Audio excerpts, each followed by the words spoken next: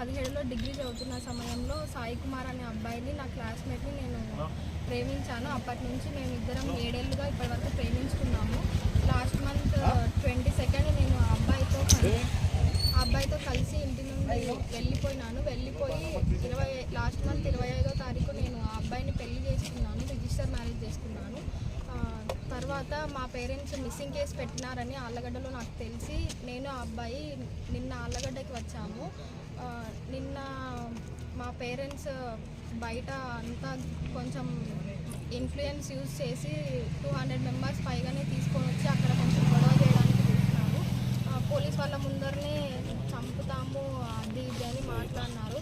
దానికి పోలీస్ వాళ్ళని మందలించినారు. కానీ బయట మాత్రం వాళ్ళు ఏం తగ్గకుండా ఎట్లయినా సరే అబ్బాయి కుటుంబాన్ని నేను అందరినీ చంపేస్తామని చెప్పినాను. కావున మేము ఈరోజు విఆర్ఓ దగ్గర ఆళ్ళగడ్డలో సైన్ చేయడానికి మాకు ధైర్యం లేక మేము ప్రొటెక్షన్ కోసమని నంద్యాల ఎస్పీ గారి దగ్గర మాకు న్యాయం జరుగుతుందని కోరి ఇక్కడికి వచ్చాము.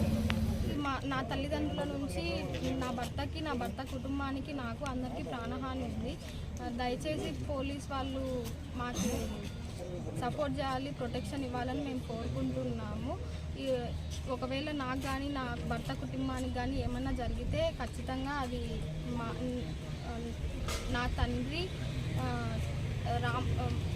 మా మామ అయిన రాంభూపాల్ రెడ్డి, మా అన్నలు చక్రధర్ రెడ్డి, త్రివిక్రమ్ రెడ్డి, తర్వాత మా నాన్న మల్లేశ్వర్ రెడ్డి వీళ్ళే బాధ్యులు మాకేమన్నా జరిగితే కనుక. దయచేసి మీరందరూ మాకు సహాయం అందించాలని కోరుచున్నాము. నేను గాయత్రి గత 7 years లవ్ చేస్తున్నాం.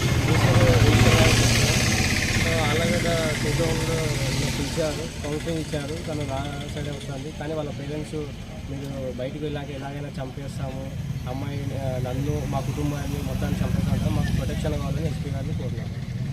దీనికి మాకు ఏమైనా అయితే బాధ్యులు వీళ్ళ బ్రదర్ చక్రధర్ రెడ్డి, త్రివిక్రమ్ రెడ్డి, వీళ్ళ ఫాదర్ మల్లేశ్వర్ రెడ్డి, రాంభూపాల్ రెడ్డి, మెయిన్ రాంభూపాల్ రెడ్డి అందరినీ ఇన్ఫ్లుయెన్స్ చేస్తారు. ఏమైనా అయితే ఆయనకి బాధ్యత.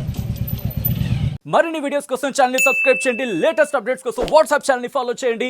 అండ్ లింక్ డిస్క్రిప్షన్ లో ఉంది.